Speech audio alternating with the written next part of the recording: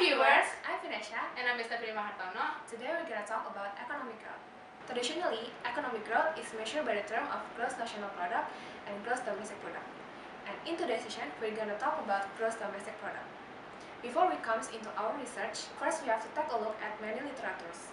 In a number of literatures, there are three thoughts that we find interrelated but quite contradictory. First literature written by Shah in 2003, he stated that institutions do not rule. He said that level income per capita, economic growth, and demographic variables have a strong correlation with geographical and ecological variables.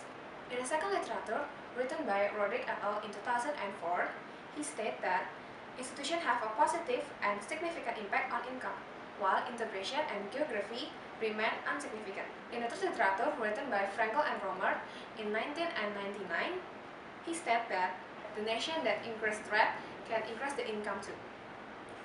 Based on these three literatures, in today's session we're going to talk about three economics variables such as geographical, institution, and trade, and we're going to see its relation with the GDP per capita.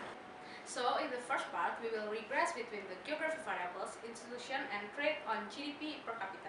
We will use the arable land variables as the scope of geography, voice and accountability as the scope of institutions, and trade volume as the trade of the trade. This regression is done to see the relationship of the three variables to GDP per capita and prove the most significant variable.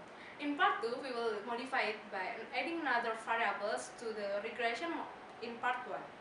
After studying some literature, then we choose to add the access to electricity variable. We want to compare and see the relationship between the four variables to GDP per capita and see the stability of the four variables with several regressions. In part 3, we will draw an overall conclusion regarding the two regression model that we have done in part 1 and part 2. So now take a look at our 7 regression model. 2 out of 3 variables, which is log, voice and accountability and log volume trade, has a positive correlation with GDP per capita, and the log arable land has a negative correlation with GDP per capita. Now let's see the fourth until the sixth model. In each model, we decided to choose two variables that we want to see their correlation with GDP per capita. Start from the fourth model. We can see that voice and accountability variables become insignificant while we regress it with volume trade to GDP per capita. In the fifth model, the two variables independent, which are voice and accountability and arable land, remain significant. And in the sixth model, when we use volume trade and arable land's variables becomes insignificant. In the seventh model, we combine all the variables and regress it, and the result shows that turns out all the variables remain significant. Voice and accountability and volume trade still have a positive correlation with GDP per capita, and arable land also still have a negative correlation with GDP per capita. Now we come to the part 2. And in this part, we have added the access to the electricity variable to the previous regression model in part 1. Now we want to see whether access to the electricity will be significant if we regress it with GDP per capita. And the result shows that access to the electricity have a positive and a strong correlation with GDP per capita. Now we know that our variables are all significant. In the second until 7 model, we can see that voice and accountability becomes insignificant when we regress it along with other 1 or 2 variables. Now, focus at the last model.